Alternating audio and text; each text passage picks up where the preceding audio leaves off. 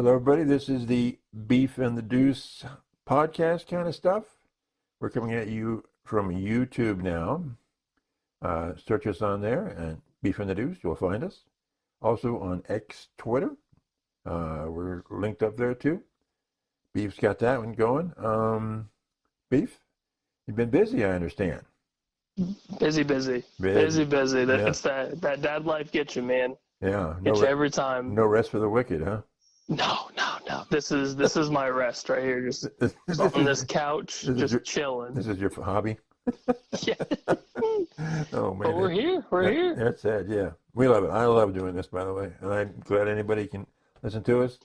So our buddy Bob in Florida, used to work with him. We both used to work with Bob. He's a great guy. And he gave us a good question. And because we were talking about what if Michigan beat Texas, and then what if Clemson beat Georgia, and then of course because he's the man, said, hey, what if the Aggies beat Notre Dame? And that's game one, I believe, right? Game one? Yeah, that's one of the bigger games to start the season. And I'm thinking, well, I wouldn't bet on it, but Aggies always have talent, but they have a problem putting it all together. What do you think on that? It would be amazing. If all three of those things happen, that would just be blowing up. It would be nuts. Yeah. It would be nuts. But the Aggies have been known in recent years, just like the big Bama upset at home, they have been known to have such upsets almost every year, it seems like. At least one game that you're just like, what the hell? Mm-hmm. Yeah. And they play great at home. Yeah. Kyle Field is insane, especially at night. It is a madhouse. Mm-hmm. So you could be number one ranked Alabama, number one ranked Georgia, and Texas A&M could just suck, like just brutally suck. But you go into that atmosphere, it's just a whole nother beast. It's another team you're playing because you've obviously got the Aggies in front of you, and then you got to deal with the noise and the craziness that is a night game in good old Aggie land. Yeah. It's a sight to see. It's beautiful. I love any of those night games over there. I can't say that I'm a massive Aggie fan, but I enjoy watching those games. Hook'em Aggies. They're great, especially in the Johnny Football days. Yeah. Who didn't love that? That was insane. Yeah. But what do you think? What do you think the odds are? Give me a. So here's the interesting thing. The Aggies are favored by 3. They get the home field advantage, Over 3-point spread. Really? Over Notre Dame, which is when I told you, you thought it was crazy. Yeah, I did. And yeah, it's that you typically home field, if it's ranked opponents, they more than not give them that 3-point spread advantage. Over under right now is 46.5, courtesy of the good old ESPN. Mm-hmm. And the money line is Notre Dame plus 125. So it's close. It's very close. Mm-hmm. But yeah, I'm not surprised. I'm truly not surprised. Good old Aggie land, Kyle Field, whatever you want to call it, place is nuts. Yeah. So it's definitely going to be a massive test for Freeman and that coaching staff. Yeah. And the players, of course, to start off your season there. Right. Like, that's brutal. So when we look at Notre Dame's schedule, they've got a fairly easy schedule. What happens if game one they get upset by the Aggies? How does that affect their entire? Because they're like ranked 7 or so right now. Yep. So they're top 10, number 7 right now. I don't think it's going to hurt them too much because the Aggies are top 20, and this is an away game, Really? which to their benefit, it doesn't. It hurts them because you get an L on the record, which sucks. Yeah. Week 1, you get a big fat L. But Notre Dame doesn't have a lot of premier teams to come back and say, oh, yeah, but we beat this team. Mm-hmm. They have a home game for Florida in early November. Florida's trash. And then they have USC at the end of November. Yeah, that's it. And Florida's trash. Yeah. Florida State could be interesting, but this is kind of it's a good test, obviously, whether they win or lose, to see what team they have, to see if Riley Leonard is anything. But everything, if they lose this game, then the pressure is on, seriously on for every other game, right? Yeah, I mean, I would assume with them being independent, they would have to win out. Yeah, because if they're losing their big premium games, then that's not good, right? Yeah, I would.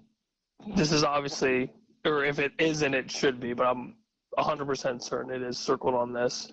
Way before the schedule, or immediately after the schedule is put out. Yeah. Like, this is a game we need to win. Yeah, no doubt. I would love to see but it. I don't know. It's a little tricky. You have a point spread? You got a points on it? So ESPN's given 3. I think that's fair. I think it's going to be a close game. That's real close. It should be very close. But it's I am never in favor of taking the away team in ranked games like this, unless it's like Georgia's at home and they're playing A&M. Then yeah, I'll take Georgia. Yeah. Or like last year's Bama, if they're at home facing another ranked opponent, I'm probably taking Bama if it's not Georgia. Okay. So for here, I like the home team. I like it solely with the home field advantage. Okay. It is a massive night game. Week 1. Yeah. Obviously, the pressure's on both teams. Yeah. That's regardless. But it's very tough week 1 as the away team to go into something like that, and to produce with. I mean, he's a first-year quarterback. Granted, he's a grad transfer. Leonard's a grad transfer from Duke. But it's still your first live action game that's not against your team. That's tough. That's tough to get any sort of momentum. And there's going to be hiccups. There's going to be a decent amount of hiccups week 1, just like every team. Yeah. So with the good old Aggies, you're comfortable in your environment. Granted, it is a big game, but you'll be a lot more comfortable than Notre Dame. Yeah. No doubt. And the crowd noise alone is going to be insane. So any sort of audibles, some hot routes, whatever, that's tough. In week 1, like you're still going to have some learning curve. You're still going to have issues throughout, communication wise up until, week 3, week 4, whatever it may be. That's tough. I mean, that all factors in. So I think the Aggies have the upper hand for sure. Okay. Didn't quite expect that, but that's why we play the game here. Absolutely. And you know damn well I'll be on this couch I am currently on. And I will be watching that game. Yeah. Now, would that be, if it's, okay, is that, what network would that be on? ABC? With Aggies? Yep, ABC 7:30, 8:31. All right. Mark it on your calendar. All right. I'll be texting you, blowing you up. Oh, yeah, I'll be sitting right here enjoying a Busch Light peach. Oh, you know it. Just for you. For you. Yeah. And we got to save a few of those for any Georgia game, right? The peaches. Oh, yeah, just save them all. Just get more. Actually, don't even save them. Just drink them all and get more. Oh, man. Ooh, I can just feel the headache now. All right. Now, what we're doing, reading it, and then we have 2 weeks to the Buckeyes play, right? This weekend and the next, right? Yep, they play next Saturday. Right. We thought we would go into the top 10 teams as we rank them. Each of us ranks them in the Big Ten. And then we're going to go, starting the next podcast, we'll take one of these or 2 of these teams and do a deep dive into all the playmakers and just see what it takes for them to exceed and excel in this conference, because it's very, very interesting. So very top heavy. Very top heavy. Yeah. So my top 10 is, it's going to be, and this is the order, number 1, OSU, Oregon, Penn State, Michigan, Iowa. I know, start laughing now. Iowa, USC, Maryland, who I feel like I could put higher, but right now I've got Maryland there. Interesting. And then Washington. And because I just don't know, Washington's like a blank slate right now. Mm-hmm. And then Nebraska, because they had some good stuff last year and they had a great recruiting year this year. Mm-hmm. Really great. Then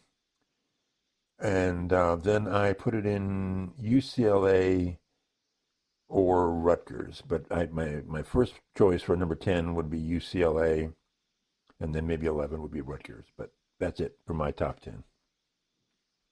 Interesting. I could have swore that Rutgers would have been a tad bit higher ranking wise. I did, yeah. In my first one, yeah, I did. And then I started doing some research, and I think like Maryland's going to excel more because they're no longer in the Big Ten East. They no longer have to play Ohio State and Michigan and Penn State every friggin' year. So I think their winning total can go higher. It'll be easier for them to get a higher winning total, and they did pretty good last year. So Interesting. I'm a Rutgers fan, but I gotta see some more, and I'm intrigued by UCLA because they're bringing in some new coordinators and stuff, and they have the new coach. And again, when you talk 8, 9, and 10, even 7, 8, 9, 10, it gets kind of wishy-washy. But that's my a little bit. Yeah. So I'm pretty solid with down to USC, and then whatever. Okay. So I feel like our top 5 is the same: Buckeyes, Ducks, your Penn State Lions, your Nittany Lions, Michigan. I had Iowa in my 5 as well. Whoa, you agreed with me about Iowa? I had Iowa in my 5. Oh my God. But I got Rutgers at 6. Okay. I think I had them at 6 or 7. Yeah. Actually, I had them at 7. I had Iowa, USC, and then Rutgers, and then I bumped them down. So I flipped USC and Rutgers. I have Rutgers at 6. Schedule-wise, their schedule's cake. So that alone, and I mean, Greg Schiano's got some hype behind him. So you had Rutgers and then USC? And then USC. Huh. Interesting. Really? Okay. And then the last couple I kept kind of flip-flopping. Right. So I ultimately went with Washington. Okay. So this is also a team that just went to the Natty. Right. So at least give them that respect. Now, if there's a whole new head coaching staff or head coach and staff. So we agree on where Washington should be at 8. Yeah. Yep. And then I sprinkled in Nebraska. Wow. And they just announced that good old Dylan Raiola is their starter, which will be, I think that's good for them and for Matt Rule. Mm-hmm. Obviously he's younger, so there's going to be some growing pains, but I think he'll be fine. I mean, he's a 5-star quarterback. Transferred over from Georgia to Nebraska. Mm-hmm. Thought about going to the Buckeyes. Ultimately ends up where he is now. Yeah. So Nebraska's there, and then I guess kind of by default, I threw in Maryland. Okay. I kind of wanted to go not Nebraska, but Wisconsin. Okay. But I don't know. This whole You're not a Maryland fan. this whole fickle experiment is just kind of meh. And then you look at their schedule; they have Iowa away. They still have to play Penn State. They're away at USC. Aren't they playing Bama? Isn't Bama coming in? And they play Bama. Yeah. They're That's home against Bama. Mm-hmm. Yeah, that's brutal. Yeah. So that was kind of a no-go for me. And like you said, you look at Maryland's schedule, it's USC, Oregon, Iowa, Penn State. Yeah. So it's kind of does Maryland somehow pull one out? Yeah, it's almost like they're not playing in the East, but they're still playing some heavyweight games. Yeah. So it's either It's either Wisconsin or Maryland at that last spot for me, but ultimately I went with Maryland. Okay. So meh. But Mm-hmm. out of all of those, like, for lack of a better terms, bottom tier teams, because it's top tier and bottom tier for me. I feel like there's really no middle ground. Yeah. Drop off's pretty pronounced. Yeah, it's pretty severe. Now, does the drop off come after Iowa for you? I think, yeah, I would say so. Okay. But it's tough because I think if you go off schedule wise, the dump off's not as severe, but if you go talent wise, it's pretty severe. Yeah. Now USC, we could be completely wrong about it, and Lincoln Riley shocks everybody, and this defense is actually not Swiss cheese. Right. But if you go to Washington, I mean, that whole coaching staff from the national championship is gone. Yeah, it's just so unknown. So you don't know. Yeah. I'm sure they have solid players and a solid team, and we'll find out more as the season goes on. But the unknown's there. Mm-hmm. Nebraska's got to prove with a younger quarterback. Yeah. And then Maryland's kind of starting over too. Your quarterback, Baby 2 was gone. Mm-hmm. You don't know what to expect from that offense. Yeah. But everybody in the top five, you know what to expect. Yeah. Yeah. I mean, Nebraska had big designs last year and didn't produce because they just didn't have anybody who could throw the ball. Well, they could throw them to the other team. That was good. Yeah, lot of turnovers. A lot of turnovers. That, it was amazing turnovers, and hopefully that's been at least addressed partially. Mm-hmm. So I'm kind of giving them the benefit of the doubt there. But yeah, Indiana, Northwestern, Purdue, Illinois, Minnesota. Yeah, we'll see you. And then UCLA, I don't know. I get it's a West Coast team, but without Chip Kelly, like, who are they? Yeah, that was my big question. Who are they going to be? Yep. And I don't think they'll be good. Okay. I think Chip Kelly was the only reason they did anything. Yeah. So I'll be curious to see how that program unfolds with a new coaching staff.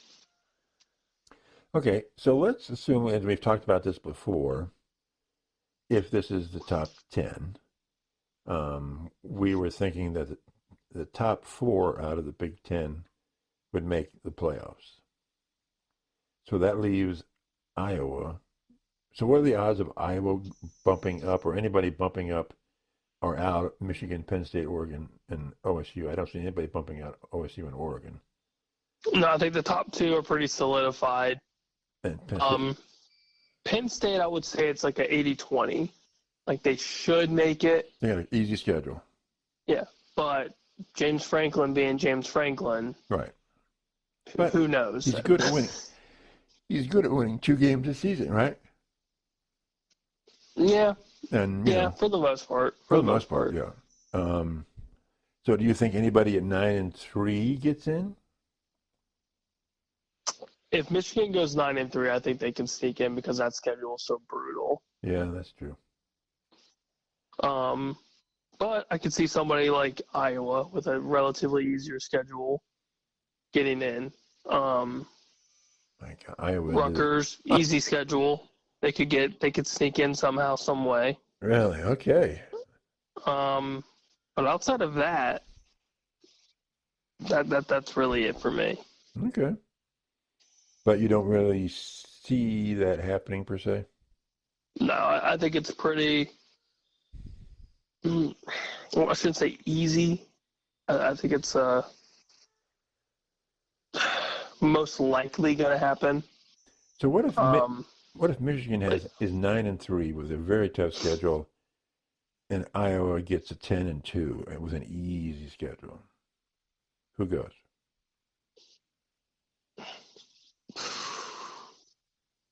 I almost feel like Iowa gets it because they would be above Michigan in the rankings or in the standings. Yeah, because it goes off just win total. Yeah, but it's also it's an invitational at that point. It's not based on assuming they're not going to be the conference champion, and I don't think they will be. The moneymaker is Michigan.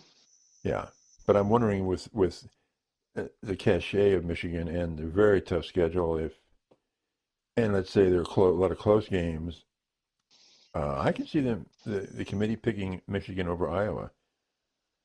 Or am I completely off base here? No, I think that's pretty easy to say. I guess is probably a good word for that. And how pissed off and with the the Iowa day, it's a better business decision. I mean, last time we saw Iowa in a big game, they got smoked. Yeah, but so that's boring. How pissed off would the Iowa team be? Be better.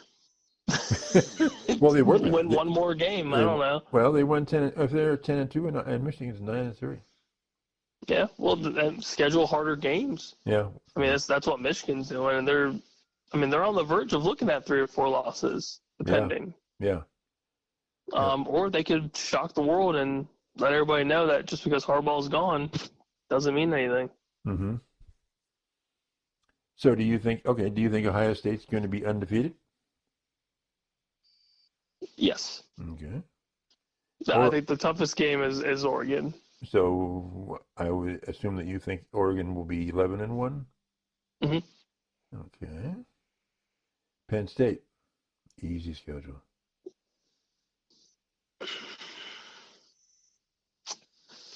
I keep going through either 1 loss or 2.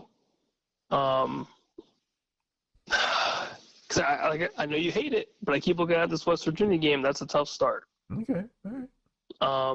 Do you think they could lose to West Virginia? Yeah, it's an away game. It's the first game's away. Ugh, it's ugly. Yeah, well, okay. Most likely, I would say, because then I look at USC, I could see them possibly losing at USC. I know it sounds crazy, but really, okay, I could see it. Well, whatever you're causing to make you see stuff, I want a little bit of that. Just maybe a couple ounces. I would say 2 losses at most. So 10-2 for Penn State.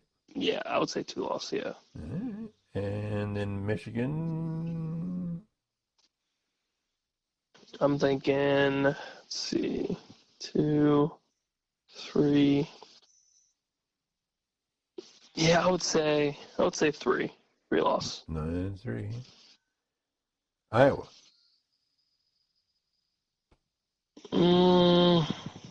I'd say 1 loss Iowa team. 11-1 Iowa. I say they lose to the Buckeyes because everybody else. I mean. Yeah. Okay.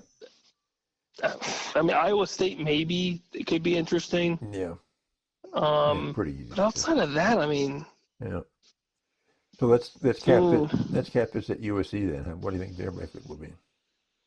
Oh boy. They're playing Notre Dame, obviously. Yeah, and they start off at LSU. Yeah. That's tough. Yeah. Dang. Let's see. 1, 9-3 would be an improvement, right? They were 8-4 last year. Yeah. 3. Oh boy, that's tough. That's tough. I would say 3 losses. 9-3. Okay. I would say you lose LSU, probably lose at Michigan. Notre Dame?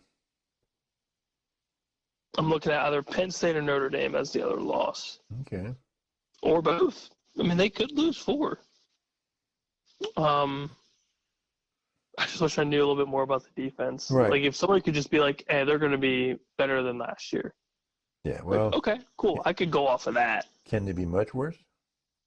Yeah, probably not. Mm-hmm. That was pretty bad. Yeah. So, okay, so you've got Iowa at 11-1 and Michigan at 9-3. At that point, I'm sorry, dude, Iowa gets in. Yeah, they should. They absolutely should. Yeah.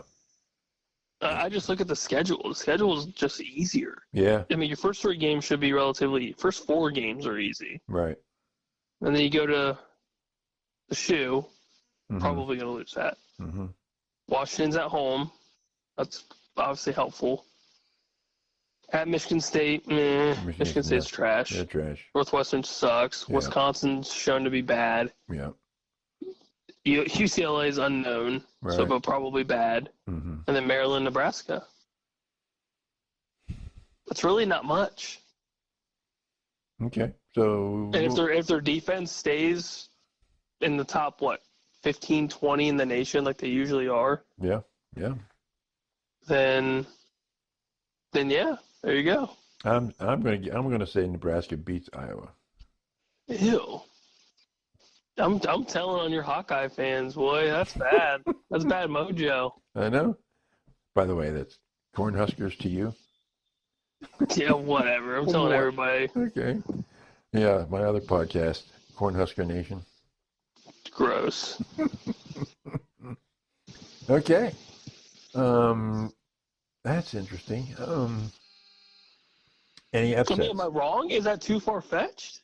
No, I think it's Iowa at 11-1. I mean, they were 10-2 last year, so Yeah, with trash at quarterback, literal trash can. yeah. See, they could bump. And now you have Cade. You have Cade under center now, so hopefully, if he doesn't get hurt, Right. he at least can throw Yep. 150, 200 yards. Yep. That's good. That's all you need. Mm-hmm. The ball goes in the air. So okay. Possible spiral. So we don't have a linebacker or quarterback. Yeah, you don't have your backup punter Yeah. hiking the ball or snap whatever, or even trying to throw the ball. You actually have a quarterback. So then you've got Iowa tied with Oregon at 11-1. Yeah. And Penn State at 10-2. And Michigan's on the outside, Yeah. looking in at 9-3. Yeah. What? Okay. You don't think? Okay. Do you think that because Penn State's got a pretty cake schedule, you don't think they would bump Michigan over Penn State if Michigan is at 9-3 and Penn State has 10-2? It's a very good question. That's why I'm asking it. Yeah, it's very good. Like It's possible. You paid the retirement bucks, is what you were saying. Retirement bucks. Those are the best kind, baby. Yeah, jealous. I think so. I think they could. So, I mean, like you said, strength of schedule is insane. Yeah. Like, it is a brutal schedule. And say if Penn State has a couple of close games that shouldn't be close, that could be a huge difference. Big difference, especially for the guys that choose these teams, the committee that chooses these teams. Yep.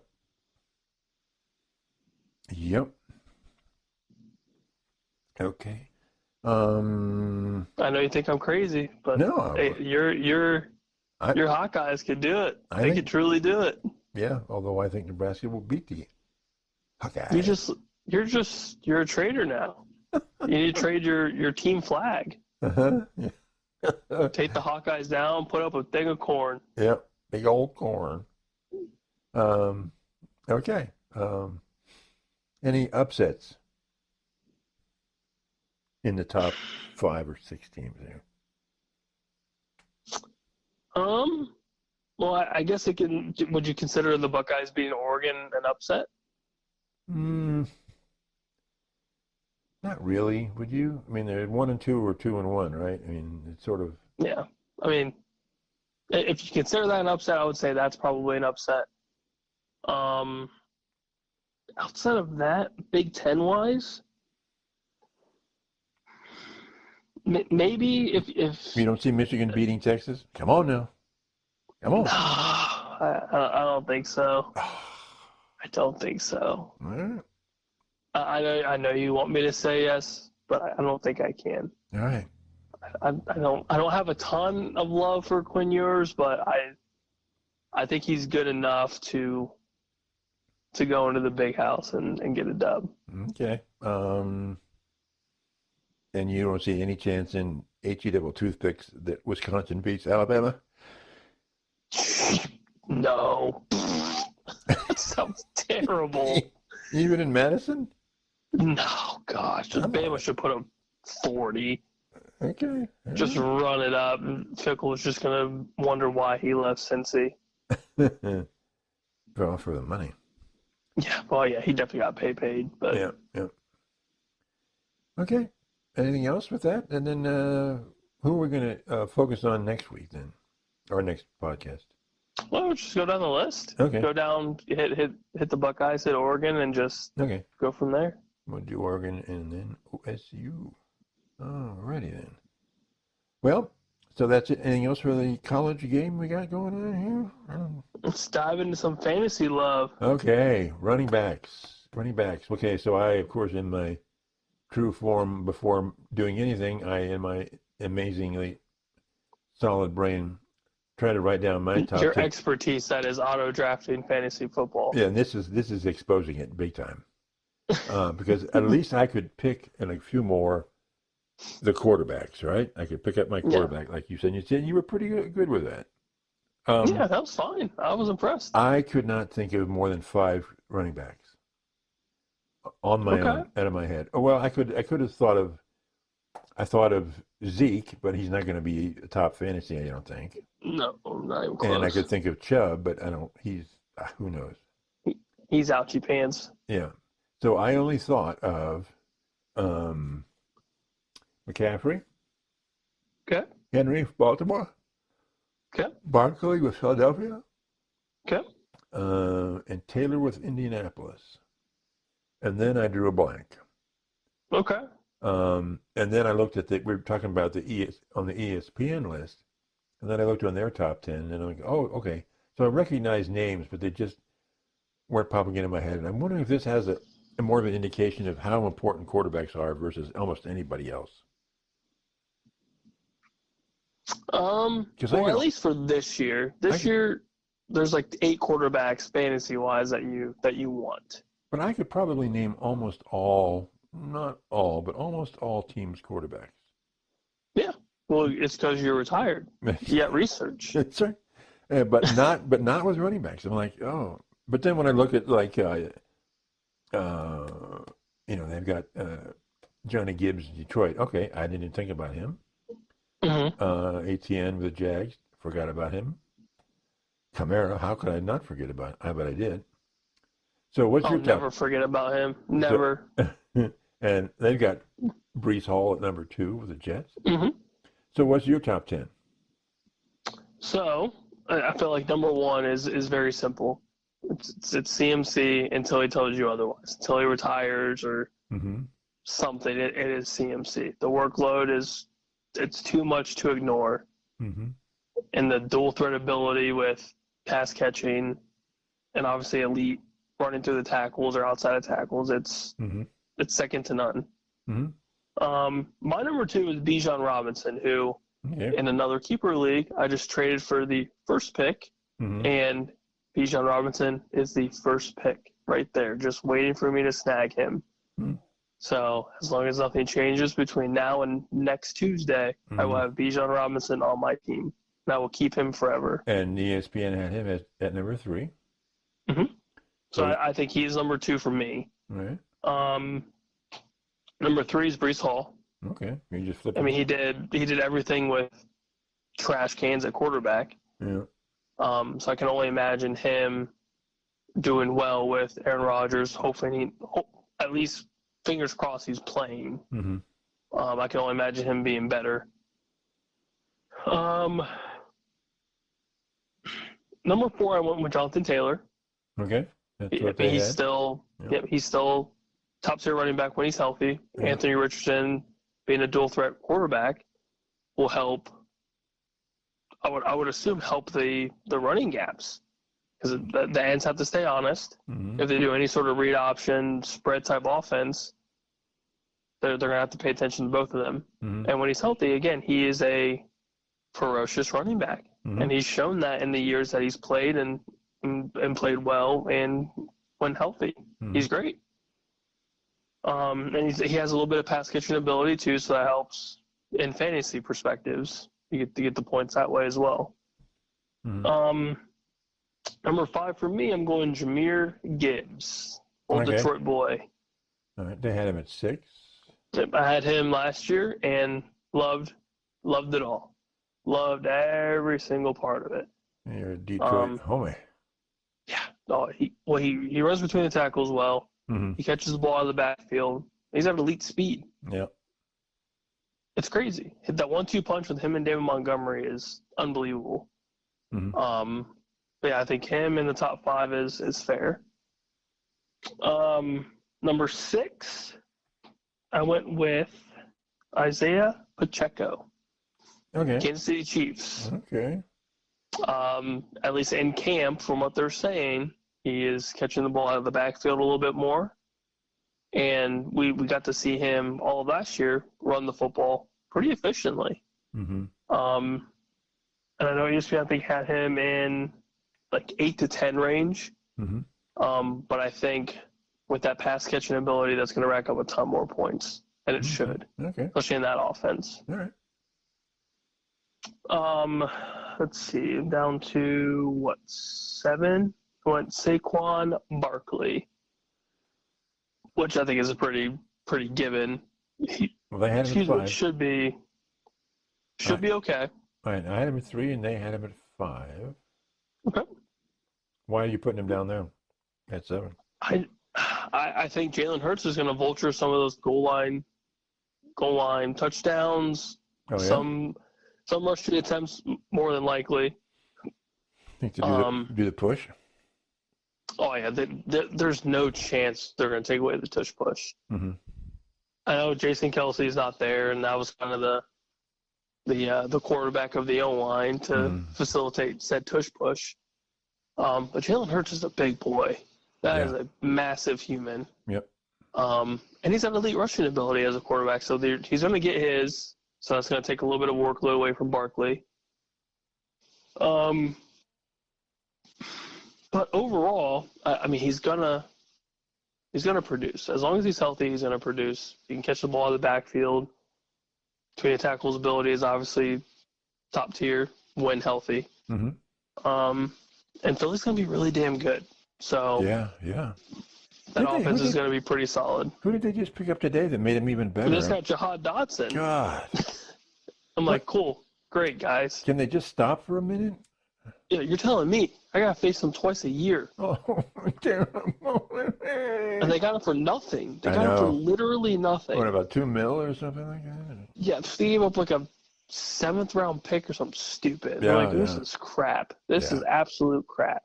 I'm super happy about it, if you can't tell. Yeah. Anyways, number 8, I went Kyron Williams, the Rams running back, who is one of my keepers in another league. Mm-hmm. So I'm in $1 billion. When he's healthy, he's a top 5 running back, points-wise. He gets 20-plus rushing attempts, catches the ball out of the backfield. That's all you can ask for, points-wise. Do you think a lot Just of rack up the points. Do you think a lot of this has to do now with dual-threat quarterbacks and these? A lot of times these running backs don't get as many touches to get the big yards. Mm-hmm. It's and Kyron Williams is one of the very few that gets the 20 to 25 rushing attempts. Yeah. 100-something yards, couple catches. Yeah. It's perfect. I loved it. And hopefully if he doesn't catch an injury bug again, I can use him for most of the season, if not the whole season. Okay. Let's see. Number 9, right? Mm-hmm. 9? I put Alvin Kamara. Obviously, he's been around forever. And I think the first game I had him last year, he had a 13-catch game for like 40 yards. That right there is, depending on however many catches it was, that's 17, 18 points. Okay, yeah, that's true. Stupid. That is stupid. So I'll take that all day. I don't care how far you run with the ball after the catch. You just give me a point per catch. That's all I want. So he's going to get that. That's Derek Carr's dump-off. Okay. I mean, he still gets double-digit touches rushing-wise, so that's all I can really ask for. Yeah. I can't be mad about anything else. So, and then last but not least, I think I'm going to go Actually, I go back and forth between these two. I think I'm going to go Derrick Henry. Yeah. I was going to go James Cook with Buffalo, him and Josh Allen with their duo, but I think Derrick Henry will do what everyone's assuming he's going to do. Rush for 1,000 yards, double-digit touchdowns. And I mean, when he was in Tennessee, he showed that he can catch the ball. Yeah. If you throw him the ball, he doesn't have stone hands. Mm-hmm. And when he's also a freight train. So good luck trying to tackle him. Yeah. So okay, yeah. You got Henry at 10 and I have him at 2. Why am I completely off at 2? I think the offense is still going to run through Lamar. So it's almost a thing of not getting as many touches as you need? I think so, yeah. Lamar's still going to get his, 10 to 12 rushing attempts. Okay. No, I mean, you could be a genius, and they just feed the monster and kind of take the pressure off Lamar. Yeah. But that offense is better when Lamar rushes, when he scrambles. But don't you think it's almost like a triple option? I mean, with Lamar and Henry, it's like who do you focus on? Yeah, and then you have speedsters on the outside. Yeah. I mean, it's dangerous for sure. You have to have somebody on Lamar, right? You can't not account for him. And no, then if you don't, he's running 15, 20 yards. And then, but Henry can. I just think that like the option or a screen pass would be a draw or a screen. They could eat the teams up at draws and screens, don't you think? Yeah. The only question with Baltimore is that offensive line. Is it any better? Is it still going to be somewhat mediocre? Well, wouldn't screens come in handy with that then? And screens would be beautiful. And for your argument, that's perfect for Derrick Henry. Yeah. Just dump it off to this massive human being and try to tackle him. Yeah, I mean, he can beat the first guy, right? I mean... Oh, absolutely. And then he's off to the races. Yeah, if you beat the first guy, then you've got 10 yards, right? Probably? Mm-hmm. Yeah. Yeah, as long as your blocks hold up, you're golden. Yeah. Yeah. But, yeah, I think Derrick Henry could have a top 10 season. It just... Okay. It's just going to be weird because this style offense is a little different than what Henry was doing in Tennessee. Yeah, for sure. Okay, they had Etienne at 9 with the Jags. Why not? I think he's outside just solely on kind of everything else or everybody else that's in front of him. Okay. And it's not by much. Like these numbers are super close. So you could have him at 11 or 12? Oh, you could throw Travis in 7, 8, 9, 10. Mm-hmm. I mean, he could be anywhere depending on how this Jags offense looks. Right. Now he is one of the running backs. I mean, obviously I'm looking at all of these guys. Mm-hmm. But he's definitely one that if he's on the board a little bit later, he's a steal. So more than likely he's going to go 3rd round, 4th round, probably. Do you think his future depends on how well Lawrence does this year? Yeah, I think the offense as a whole. If the offense is bad, he's obviously going to be bad. Right. But I think if Lawrence can facilitate the ball better than he did last year, throw the deep ball a little bit better, play action. Right. That's only going to benefit the backfield. Yeah, your running back. Yeah. And he's also a PPR god if they just give him these dump offs. Yeah. He's got insane breakaway speed. Yeah. And he's great between the tackles, and he's great in space. All right. Just give him the ball. Yeah. And like they did that for the most part last year. He was getting 20-something touches a game, which is perfect. Yeah. But the offense as a whole just struggled. Yeah. So he had his good games, but he also had some bad games. Yeah. So the offense as a whole is better, then he can easily break that top 7, top 8 mold.